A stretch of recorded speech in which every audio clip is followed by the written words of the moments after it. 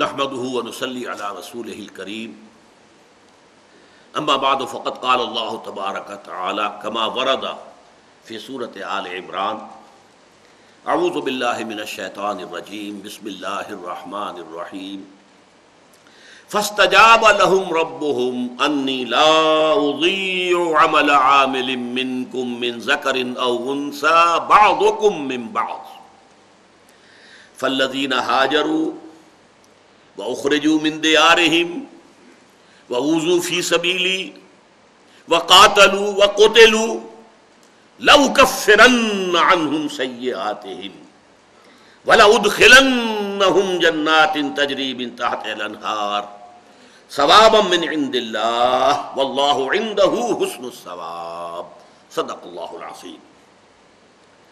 یہ ایک طویل آیت ہے اور اس پر ختم ہوتا ہے ہمارا مطالعہ قرآن حکیم کے منتخب نصاب کے حصہ دوم کا جو دوسرا درس ہے وہ اس آیت پر ختم ہوتا ہے۔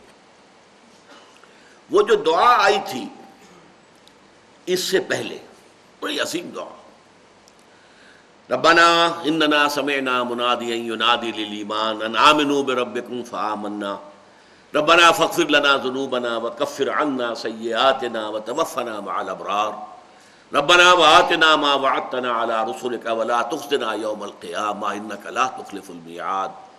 اب اس دعا کی تاثیر کا عالم دیکھیے، فوراً اللہ فرما رہا ہے فاستجاب لهم ربهم،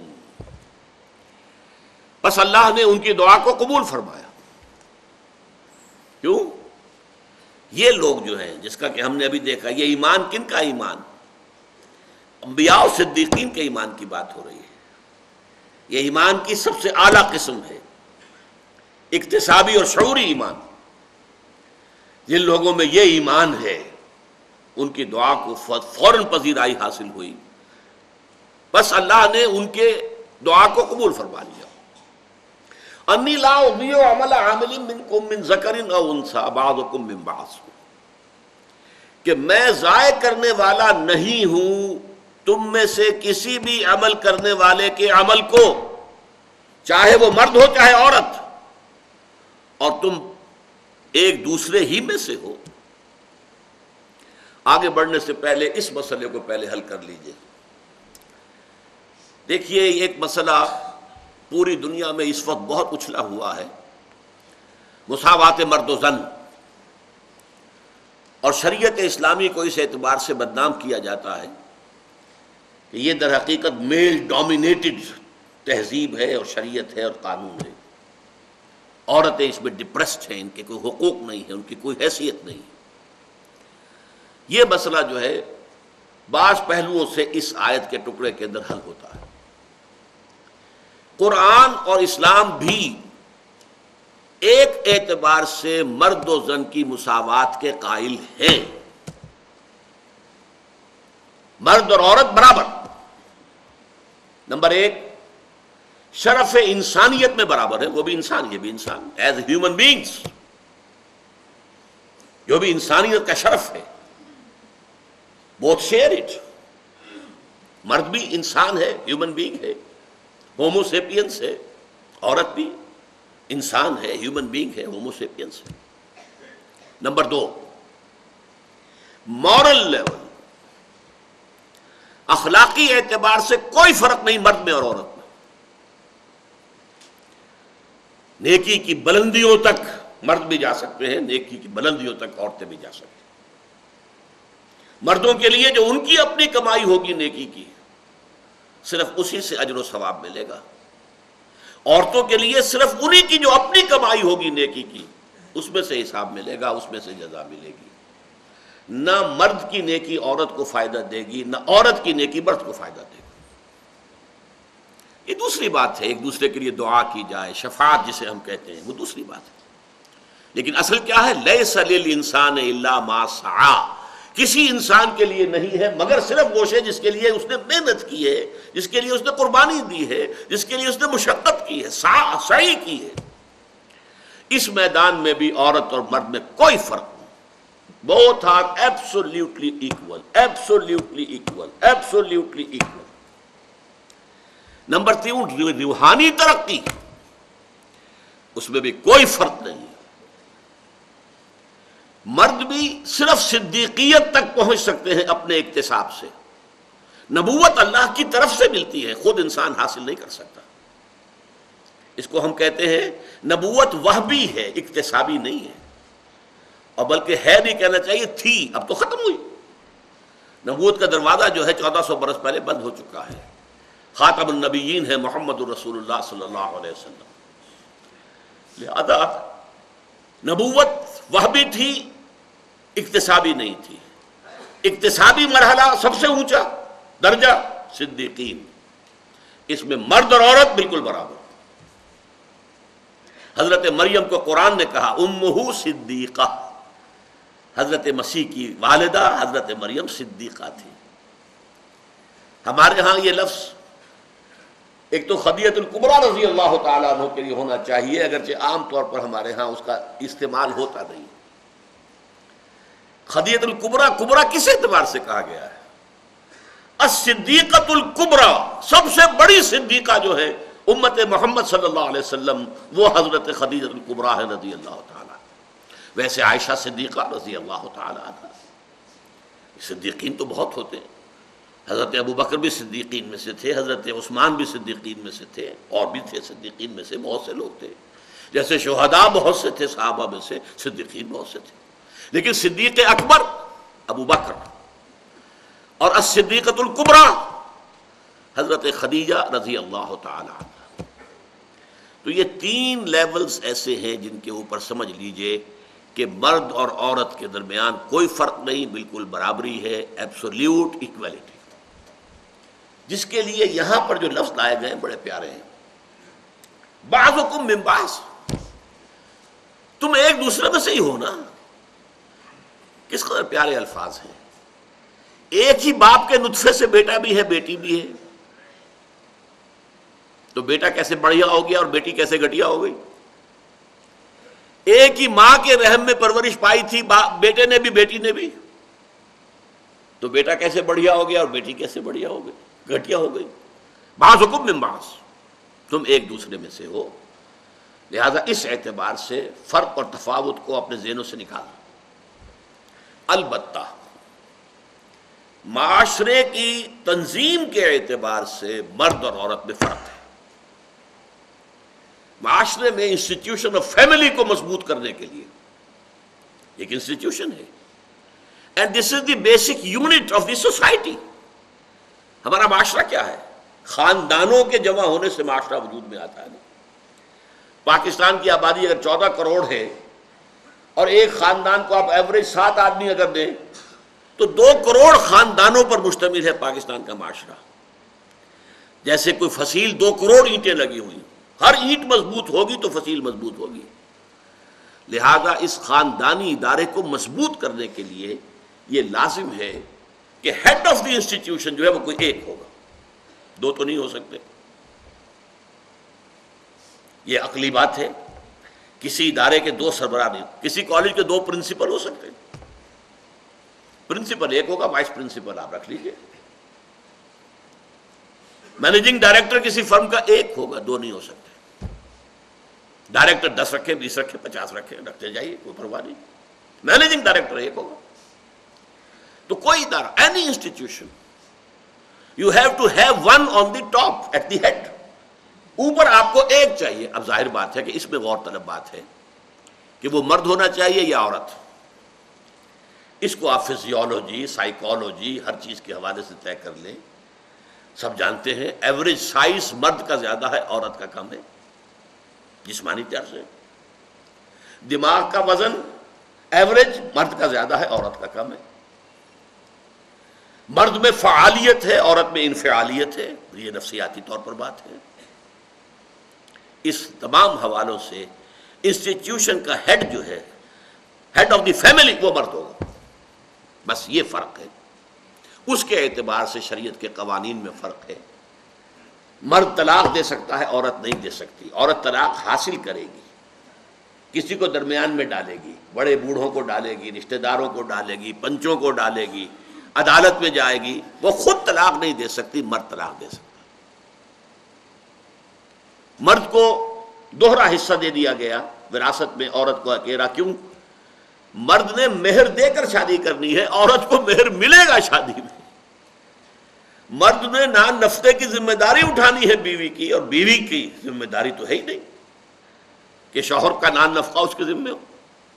اس اعتبار سے تو جان لیجئے کہ بالکل لاجیکل بات ہوتی کہ وراثت میں عورت کا کوئی حصہ نہ ہوتا. دس از دی ڈیمانڈ آف دی لاجک. اسلامی معاشرے کے اندر جہاں کفالت جو ہے فیملی کی وہ مرد کے ذمہ ہے، عورت کا کوئی اس کی ذمہ داری نہیں ہے. یہاں تک کہ عورت غنی ہے، فرض کیجئے اسے اپنے والدین سے وراثت کافی ملی ہے، لیکن وہ کہہ سکتی ہے کہ میں اپنے مال میں سے کچھ خرچ نہیں کروں گی گھر پر. اٹس یور ریسپانسبلٹی، شوہر کو پورا کرنا ہے، عورت کی ذمہ داری نہیں.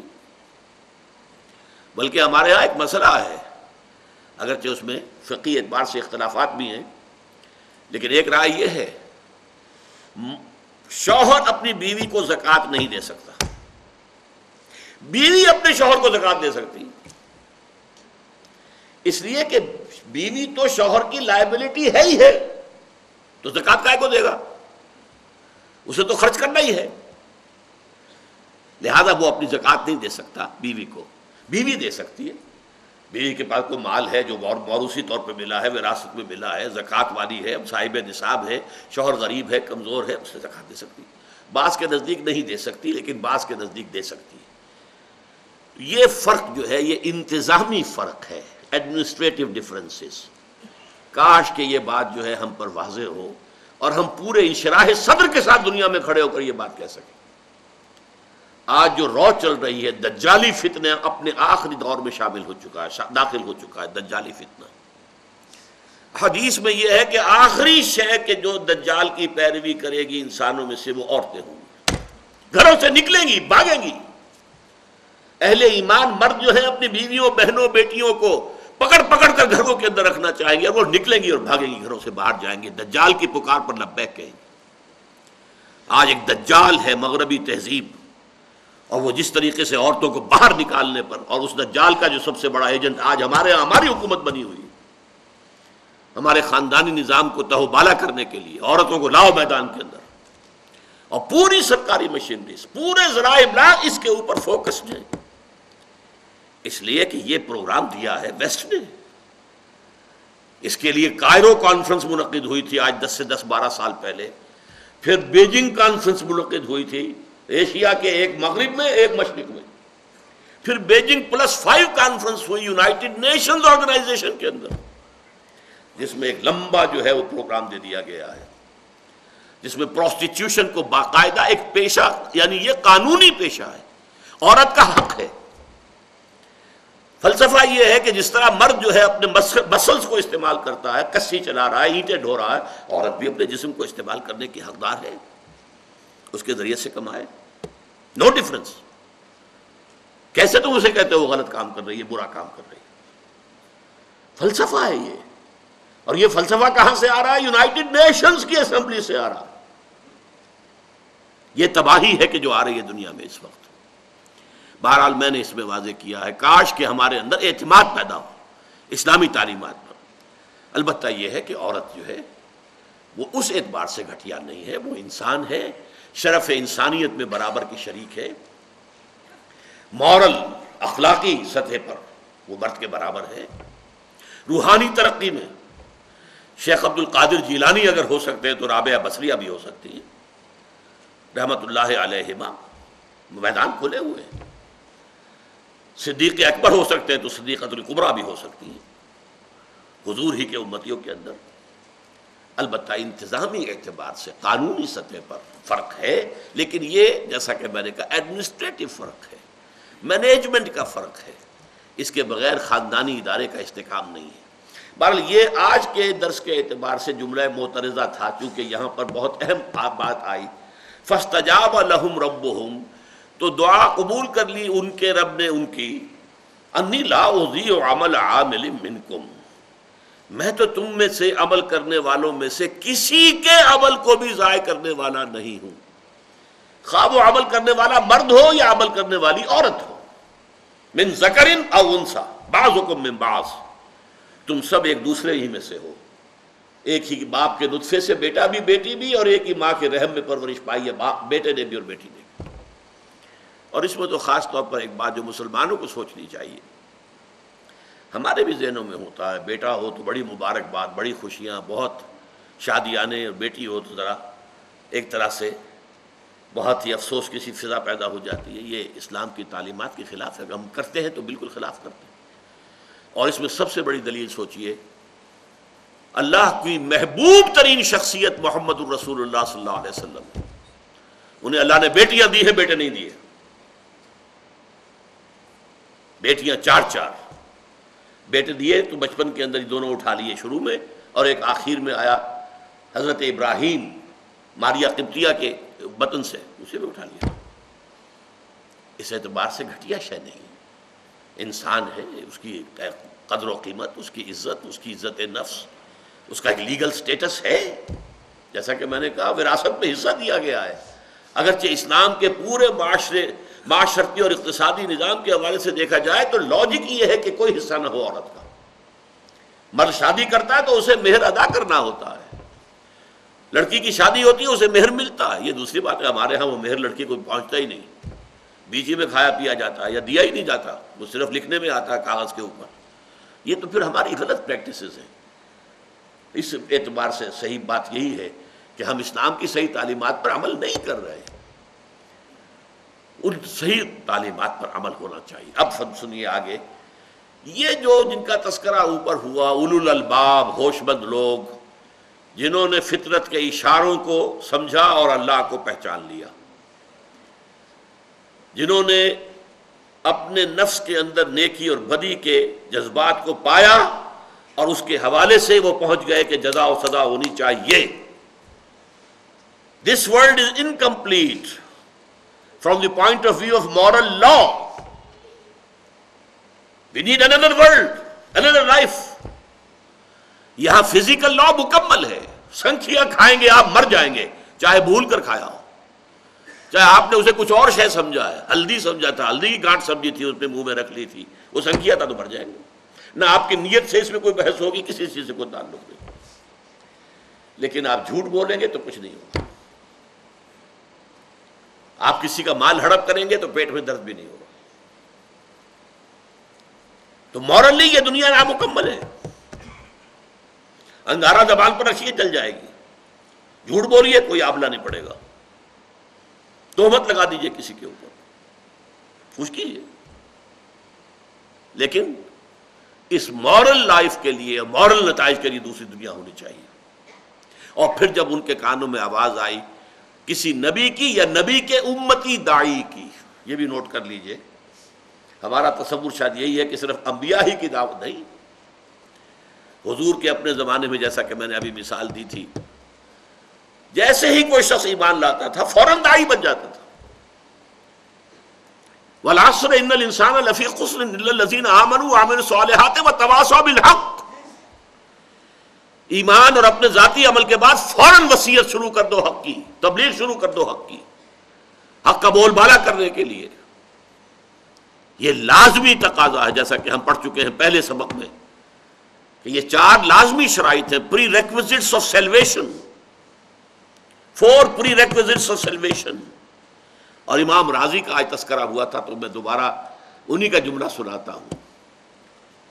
هذه الآیہ فیہا وعید شدید، یہ آیت جو ہے الا الذین آمنوا وعملوا الصالحات وتواصوا بالحق وتواصوا بالصبر، اس میں تو بڑی شدید وعید ہے، بأن اللہ تعالی حکم بالخسار، کہ اللہ تعالیٰ نے تو خسارے کا فیصلہ کر دیا، تباہی بربادی کا فیصلہ کر دیا، لجمیع الناس، تمام انسانوں کے لیے، الا من کان آتیا بہذہ الاشیاء الاربعۃ، سوائے ان کے جو ان 4 شرطوں کو پورا کرے، وہی الایمان، پہلے ایمان، دوسرے والعمل الصالح والتواصی بالحق والتواصی بالصبر، ودل ذالک، غور سے سنیے، اس سے رہنمائی ملی، دلالت ملی اس بات کی، ان النجات معلقۃ بمجموع هذه الاشیاء، کہ نجات کا دار و مدار ان 4 چیزوں کے مجموعے پر ہے۔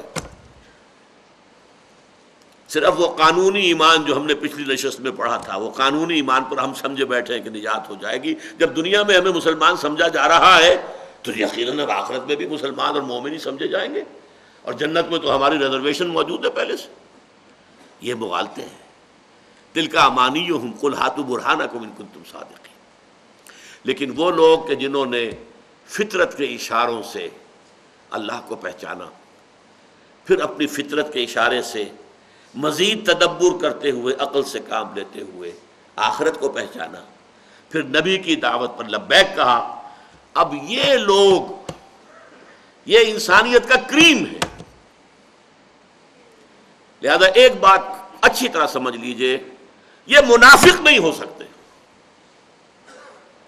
یہ نہیں ہو سکتا کہ مانے کچھ اور کریں کچھ اور، حق کو حق تسلیم کریں، اسے پامال دیکھیں، اسے مغلوب دیکھیں، اور ان کا خون جوش رکھا ہے، اور وہ کچھ کرنے کے لیے تیار نہ ہو کہ حق کا بول بالا ہو۔ یہ منافق ہوتا ہے۔ ہمیشہ ہر معاشرے کے اندر اور ہر کسی بھی انقلابی دعوت کے مقابلے میں رد عمل کے طور پر 3 کردار ہمیشہ سامنے آتے ہیں، ہمیشہ۔ جب حضور کی اپنی دعوت جو ہے وہ اس سے مستثنا نہیں، تو اور کون سی دعوت مستثنا ہوگی؟ اگر وہاں منافقین تھے تو یہاں کیوں نہیں ہوں گے؟ 3 ہوتے تھے۔ ایک وہ جن کو قرآن کہتا ہے سورہ توبہ میں، السابقون الاولون من المہاجرین والانصار والذین اتبعوہم باحسان رضی اللہ عنہم ورضوا عنہ۔ یہ وہ لوگ ہوتے ہیں جنہوں نے حق کو قبول کیا، تو اب ہر چہ بعد آباد، جو ہو سو ہو، جان جاتی ہے جائے، مال جاتا ہے جائے، ہر چہ بعد آباد ماں کشتی درا بنداختیم، ہم نے تو اپنی کشتی جو ہے دریا میں ڈال دی ہے۔ اب یہ کشتی تیرے گی تو ہم تیریں گے اور جئیں گے، یہ کشتی ڈوبے گی تو ہم ساتھ ہی ڈوبیں گے۔ ہم اس کشتی کو چھوڑ کر بھاگنے والے نہیں ہیں۔ ہر چہ بعد آباد، جو ہو۔ یہ ایک کردار ہوتا ہے۔ دوسرا کردار اس کے برعکس ہوتا ہے، جو مخالفت میں اڑ جاتا ہے، ڈٹ جاتا ہے، اپنے باطل نظام کو، باطل اعتقادات کو، باطل نظریات کو پروٹیکٹ کرنے کے لیے میدان میں آ جاتا ہے، مقابلے میں آ جاتا ہے۔ جیسے ابو جہل آ گیا، ابو لہب آ گیا، ولید بن مغیرہ آ گیا، عقبہ ابن ابی معیط آ گیا۔ یہ سب کون ہیں؟ یہ بالکل اپوزٹ کیٹیگری، لیکن یہ کھلے دشمن ہیں، سامنے سے وار کرتے ہیں، ان سے بچنا آسان ہے۔ ایک تیسری کیٹیگری ہوتی ہے ان بٹوین، کچھ مانا بھی لیکن کچھ کرنے کو تیار نہیں۔ جان پیاری ہے، مال پیارا ہے، بچ بچ کے چلو، سیفٹی فرسٹ، اپنا تحفظ، اپنی جان کا، اپنے مال کا۔ یہ ان دونوں کے بین بین، اور چونکہ اندیشہ ہوتا ہے اس کشمکش میں، کچھ پتہ نہیں یہ اہل ایمان جیت جائیں تو بھائی ان سے بھی بنا کر رکھو، اپنے آپ کو مسلمانوں میں شامل کیے رکھو۔ اگر یہ جیت گئے، اور اگر کیا کافر جیت جائے، ان سے بھی دوستیاں رکھو، گڈ آفیسز اپنے برقرار رکھو۔ اگر وہ جیت گئے تو کیا ہوگا؟ یہ منافق کہلاتے ہیں۔ مذبذبین بین ذالک، سورہ نساء میں بڑی پیاری آیات آئی ہیں۔ ایک ادھر ہے مومنین صادقین، السابقون الاولون من المہاجرین والانصار والذین اتبعوہم باحسان رضی اللہ عنہم ورضوا عنہ، وہ ادھر ہے۔ ایک وہ ہے ان الذین کفروا سواء علیہم انذرتہم ام لم تنذرہم لا یؤمنون۔ یہ لوگ کفر پر اڑ گئے ہیں، محمد کتنی بھی آپ تبلیغ کر لیں انہیں، یہ ایمان لانے والے نہیں ہیں۔ ابو جہل ماننے والا نہیں ہے، ابو لہب ماننے والا نہیں ہے، نہیں مانے گی۔ یہ تو کشاکش ہے، ہوگی ان دونوں کے مابین۔ البتہ بیچ میں مذبذبین بین ذالک، ان دونوں کے مابین کچھ ادھر بھی کچھ، اسی لیے دو منہ ہم کہتے ہیں۔ منافق کا لفظ بنا اسی سے ہے، نفق کہتے ہیں سرنگ، سرنگ کے 2 منہ ہوتے ہیں۔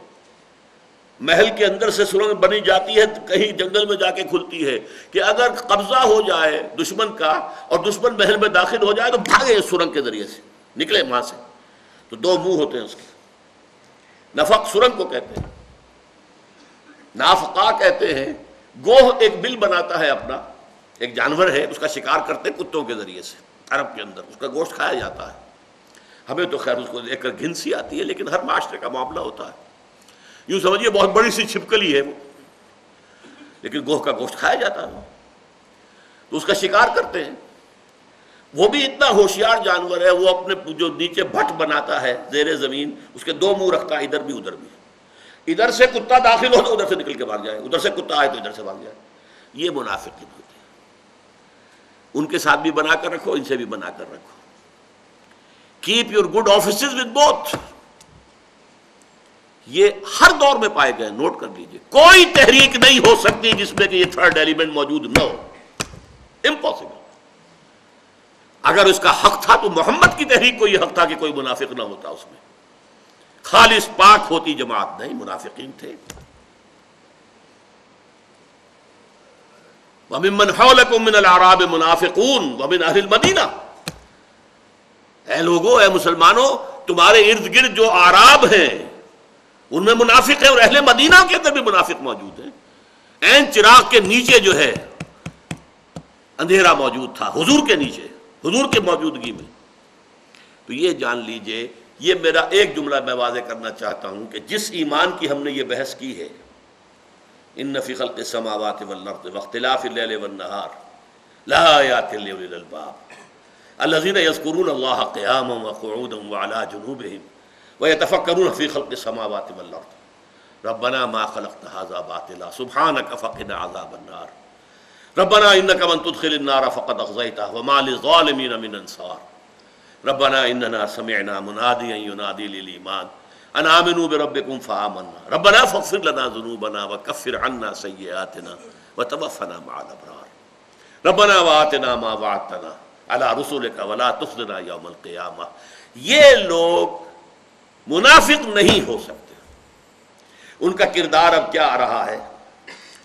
فاستجاب لهم ربهم انی لا اضیع عمل عامل منکم من ذکر او انثی بعضکم من بعض فالذین ہاجروا، وہ لوگ جنہوں نے ہجرتیں کی، گھر بار چھوڑے اللہ کے لیے، اللہ کے دین کے لیے. کس کو اپنی وطن سے محبت نہیں ہوتی؟ وطن کی سرزمین، آباء و اجداد کی قبریں وہاں ہوتی ہیں، پوری تاریخ اس سے وابستہ ہوتی ہے. دین کے لیے وطن چھوڑنا انہوں نے چھوڑا. فالذین ہاجروا. اچھا دیکھیے، جس وقت یہ آیات اتر رہی ہیں بالفعل یہ لوگ موجود تھے. یہ سورہ آل عمران ہے، یہ 3rd ایئر آفٹر ہجرہ کے اندر نازل ہو رہی ہے. 3 ہجری میں نازل ہو رہی ہے، غزوہ احد کے بعد نازل ہو رہی ہے. تو یہ جو الفاظ آ رہے ہیں یہ خالی خولی نہیں ہے، پس منظر میں وہ کردار موجود تھے. فالذین ہاجروا، جنہوں نے ہجرت کی. وَأُخْرِجُوا مِن دِيَارِهِمْ، اور وہ اپنے گھروں سے نکال دیے گئے، نکلنے پر مجبور کر دیے گئے، عرصہ حیات ان پر تنگ کر دیا گیا. وَأُوذُوا فِي سَبِيلِي، اور وہ میری راہ میں ایذا پہنچائے گئے، تکلیفیں دی گئی، ٹارچر کیا گیا، پرسیکیوٹ کیا گیا. ذرا یاد کیجئے جو بلال کے ساتھ ہو رہا تھا رضی اللہ تعالی عنہ. گردن میں، انسان کی گردن کے اندر، جیسے کہ کسی جانور کی لاش جو ہے اس کی گردن میں رسی باندھ کر اور اس کو کھینچا جا رہا ہو، اس طریقے سے ایک زندہ انسان کو گردن میں رسی ڈال کر گھسیٹا جا رہا تھا. مکے کی گلیوں میں لٹایا جا رہا تھا، تپتی ہوئی سرزمین پر، نیچے پتھر آگ بنے ہوئے ہیں، توا، اور اس کے سینے کے اوپر بھی ایک پتھر زوردار باری رکھ دیا گیا ہے کہ آواز نہیں نکل پا رہی. پھر بھی کہہ رہے ہیں احد احد، ایک ہی کو مانتا ہوں، اسی کو مانتا ہوں جس کی گواہی پورے آفاق و انفس سے مجھے مل رہی ہے، اور کسی کو ماننے کے لیے تیار نہیں. خباب بن الارت دیکھتے ہوئے انگارے زمین پر بچھائے گئے. اتارو کرتا، اتار دیا. لیٹ جاؤ، لیٹ گئے. اس پر میری تقریریں آج کل جمعے میں ہو رہی ہیں.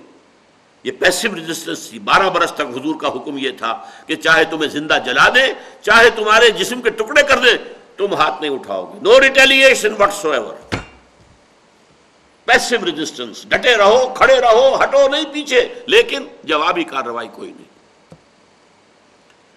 حضرت سمیہ اور حضرت یاسر دونوں کو تو شہید ہی کر دیا، ٹارچر، بدترین ٹارچر کر کے، بدترین ٹارچر. تو فالذین ہاجروا. اچھا اب یہاں بھی دیکھیے، ان میں سے ہر کام کے اندر مردوں کے ساتھ عورتیں شریک ہیں.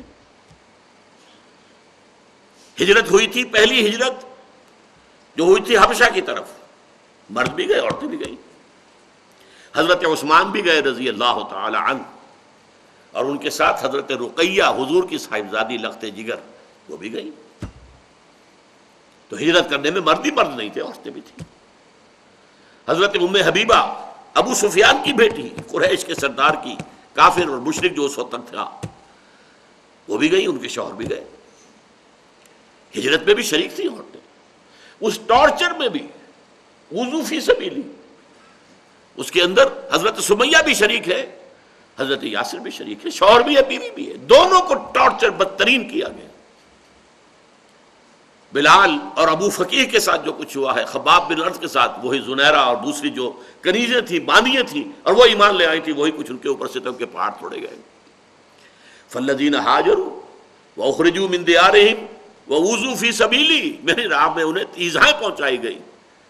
وقاتلوا وقتلوا، آخری مرحلہ جو کہ ہجرت کے بعد شروع ہوا، انہوں نے قتال کیا اللہ کی راہ میں. 8 مہم میں غزوہ بدر سے پہلے، اور پھر جب یہ آیتیں نازل ہو رہی ہیں تو غزوہ بدر بھی ہو چکا ہے، غزوہ احد بھی ہو چکا ہے، تب یہ آیتیں نازل ہو رہی ہیں. تو میں نے عرض کیا تھا کہ ریفرنس ٹو دی کانٹیکسٹ، تاریخ جو ہے پیچھے کیا ہے موجود ہے. یہ ساری چیزیں، یہ خالی الفاظ نہیں ہے، ریٹرک نہیں ہے، یہ تو پوری تاریخ، پورا نقشہ، پورا کا پورا جو ہے ماحول کے اندر موجود تھا. وَقَاتَلُوا وَقُتِلُوا لَأُكَفِّرَنَّ عَنْهُمْ سَيِّئَاتِهِمْ. اب میں اتنا زور دے کر اس لیے پڑھ رہا ہوں تاکہ آپ کو کچھ اندازہ ہو اس میں کتنا زور ہے. عربی زبان میں کسی شے میں تاکید پیدا کرنے کا اس سے زیادہ کوئی اسلوب نہیں ہے. سأضربہ، میں اسے ماروں گا، لأضربنہ، میں اسے لازماً ماروں گا. یہ ہے پہلے لام آئے، لام مفتوح، اور آخر میں نون تشدید کے ساتھ. یہاں دونوں الفاظ جو آ رہے ہیں، لأکفرن عنہم سیئاتہم، میں لازماً دور کر دوں گا ان سے ان کی برائیوں کو. یہاں پر میں پہلے بھی بیان کر چکا تھا، آج پھر سن لیجئے. تکفیر سیئات کا کیا مطلب ہے؟ برائیوں کو دور کر دینا. کفارہ کا لفظ میں آپ کو بتا چکا ہوں. کوئی گناہ کیا، اس کا کوئی کفارہ ادا کیجیے. توبہ سب سے بڑا کفارہ، اور فرمایا گیا کہ جو شخص توبہ کرتا ہے کسی گناہ سے، صحیح توبہ ہو، تو اس کے نامہ اعمال سے اس گناہ کے کو دھو کر نیکی کا اندراج ہو جاتا ہے. سورہ الفرقان میں فرمایا الا من تاب وآمن وعمل عملا صالحا، تو اللہ تعالیٰ ان کی برائیوں کو بدل دے گا بھلائیوں کے ساتھ. یہ ہے تکفیر سیئات. التائب من الذنب کمن لا ذنب لہ، جس نے کسی گناہ سے توبہ کی ہے وہ ایسے جیسے اس نے گناہ کیا ہی نہیں. ہم بخشنے کو تیار نہیں ہوتے، اللہ تعالیٰ بڑا بخشش کرنے والا، بڑا رحم فرمانے والا. یہاں تک اللہ کو اپنے کسی گناہگار بندے کی توبہ سے اتنی خوشی ہوتی ہے، اتنی خوشی ہوتی ہے، اتنی خوشی ہوتی ہے. اس کی تشبیہ بیان کی ہے، ذرا غور کیجئے.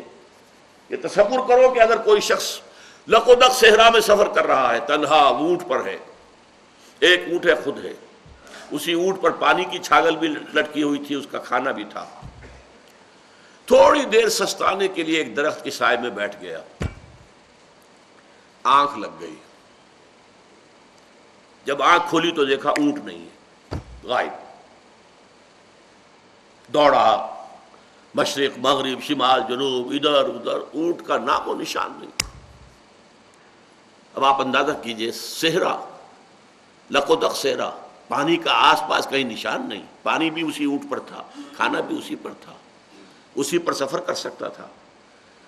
تھک ہار کر موت کے انتظار میں بیٹھ جاتا ہے اسی درخت کے نیچے کہ اچانک دیکھتا ہے کہ اونٹ موجود ہے. بولٹ فرام دی بلو، کہیں سے اللہ تعالیٰ کی قدرت سے وہ اونٹ موجود ہو گئے. تو وہ کہنا اب یہ چاہتا ہے، اے اللہ میں تیرا بندہ ہوں، تو میرا رب ہے، تیرا بڑا احسان ہوا مجھ پر. لیکن فرط خوشی میں مسرت کی وجہ سے اتنا اس کے اوپر غلبہ ہوتا، کہتا ہے اے اللہ تو میرا بندہ، میں تیرا رب ہوں. حضور فرماتے ہیں جتنی اس شخص کو خوشی ہوئی ہے اپنے اونٹ کے ملنے سے، اس سے کہیں زیادہ خوشی ہوتی ہے اللہ کو اپنے کسی بندے کی توبہ کرنے سے۔ اور توبہ کے نتیجے میں دو کام ہوتے ہیں، تکفیر، دھو دینا، چھپا دینا۔ کفر کے معنی یہ بھی ہے، جیسے کہ کفار کا لفظ آتا ہے کسان کے لیے کہ وہ بیج کو چھپا دیتا ہے مٹی کے اندر تاکہ پھر وہاں سے وہ پودا نکلتا ہے، اسی طریقے سے یہ کفار جو ہے عجب الکفار نباتہ ثم یہیج فتراہ مصفرا ثم یکون حطاما، سورہ حدید کی آیت۔ جس نے وہ بیج چھپائے تھے، جب وہ کھیتی اپجتی ہے تو اس کا دل باغ و بہار ہو جاتا ہے، دیکھتا ہے لہرا رہی فصل۔ کفار کا لفظ آیا کس کے لیے؟ کسان کے لیے، اس لیے کہ اس نے بیج کو چھپایا تھا۔ اس معنی میں دو طرف ہے یہ تکفیر، کفارہ۔ نمبر ایک، دامن سے، دامن کردار، ظاہر بات ہے یہ سب کے سب ہمیشہ سے نیک تو نہیں تھے نا۔ کیا حضرت عمر ہمیشہ سے نیک تھے؟ نہیں، ان کی ذات کی توہین مقصود نہیں ہے، اچھی طرح سمجھ لیجئے۔ ایمان لانے سے پہلے عمر میں اور ابو جہل میں کوئی فرق نہیں تھا۔ تب متکبر، ہر وقت لڑنے بھیڑنے کے لیے تیار، راہ چالتے کندھا مارنا، یہ ان کا پہلوان۔ طاقت جو ہے وہ اپنا ظہور چاہتی ہے، آپ کے اندر طاقت ہے تو آپ چلتے چلتے دیوار کو بھی کندھا دینے کو جو ہے کندھا مارنے کی کوشش کرتے ہیں۔ اس قسم کے آدمی تھے، شرابی تھے، سب کچھ تھا۔ کتنے شرابی تھے صحابی، کتنے تھے جو میں نے آج ہی آپ کو بتایا تھا پچھلی نشست میں۔ وہ لوگ بھی تھے کہ جن کو 50 سال ہو گئے تھے شراب پیتے ہوئے۔ لیکن اب اللہ تعالیٰ ایک تو ان کے دامن سے ان برائیوں کو دور کر دے گا، یہ تو گویا ان کی سیرت کو پاک کر دینا، دھو دینا، صاف کر دینا گناہ سے۔ اور نمبر دو، ان کے دامنے، ان کے نامہ اعمال میں جو اندراج تھا بدیوں کا، برائیوں کا، خرابیوں کا، گناہوں کا، ظلم کا، سب دھو دے گا۔ لَأُكَفِّرَنَّ عَنْهُمْ سَيِّئَاتِهِمْ، میں لازماً ان سے ان کی برائیوں کو دور کر دوں گا۔ وَلَأُدْخِلَنَّهُمْ جَنَّاتٍ تَجْرِي مِن تَحْتِهَا الْأَنْهَارُ، اور میں لازماً داخل کروں گا انہیں ان باغات میں جن کے نیچے ندیاں بہتی ہوں گی۔